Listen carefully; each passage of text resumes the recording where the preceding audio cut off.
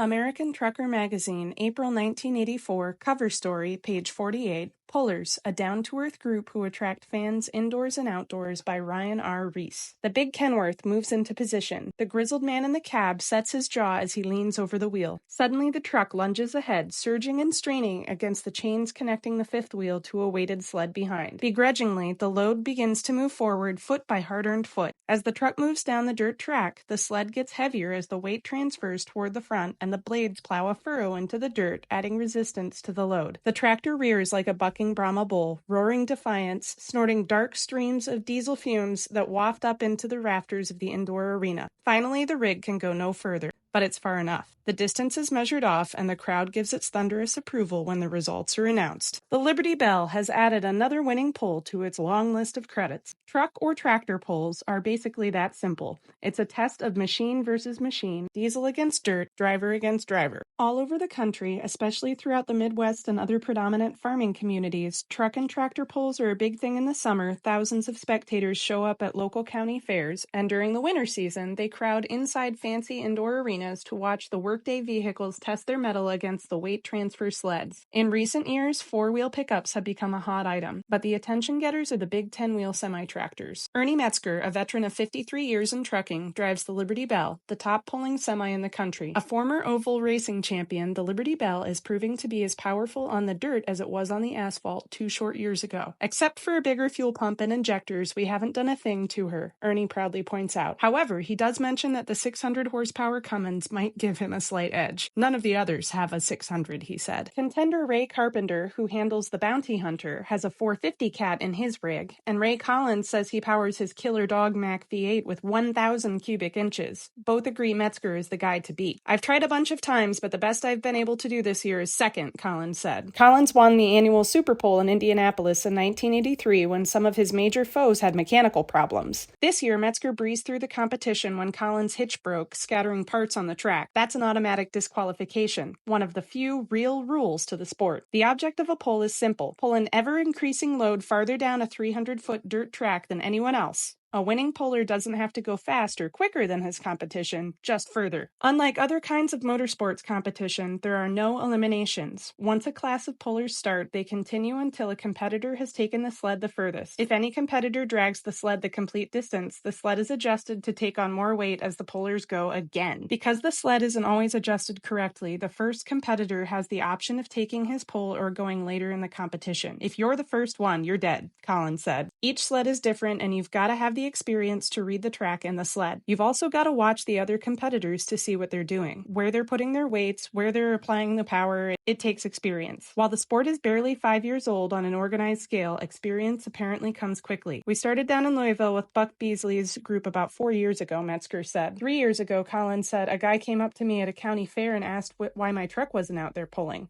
I didn't know what he was talking about at first. A year later, I was winning everything. The National Tractor Pullers Association in Upper Sandusky, Ohio, is the leading organization for rules and regulations, although there are at least half a dozen other organizations that sanction events. But the basic rules are the same as set forth by the NTPA, which doesn't admit semi-drivers. It's a real shame. I really think they ought to be admitting, says Dave Grimm, NTPA Executive Director. They put on a good show. As the popularity of the trucks grows, the NTPA may be forced into admitting the semi-pullers. As soon as that happens, then the sport can become big time for the semi-pullers. Already, companies like Kendall Oil and Wrangler Jeans are involved in sponsorships. The NTPA has stringent safety rules to protect not only the competitors but the spectators. With uniform classes and rules, the pullers know what to expect when they show up for a meet. The fans know what to expect when they pay their money. With colorful names like Killer Dog, Bounty Hunter, and Liberty Bell, the big trucks give a good account of themselves. The crowd can relate to them like a stock car crowd cheers for Richard Petty. By contrast, the modified tractors sprout up to 5 engines and all sorts of mechanical inventiveness. The four-wheel trucks come out with 4-foot tires and the cabs high in the air. Many of the trucks and drivers have competed in other kinds of competition, be it oval races or drag races. But it seems that once they feel the pull of that sled behind them, they're hooked for good. It's like leukemia, Collins said. It gets in your blood and you can't get rid of it.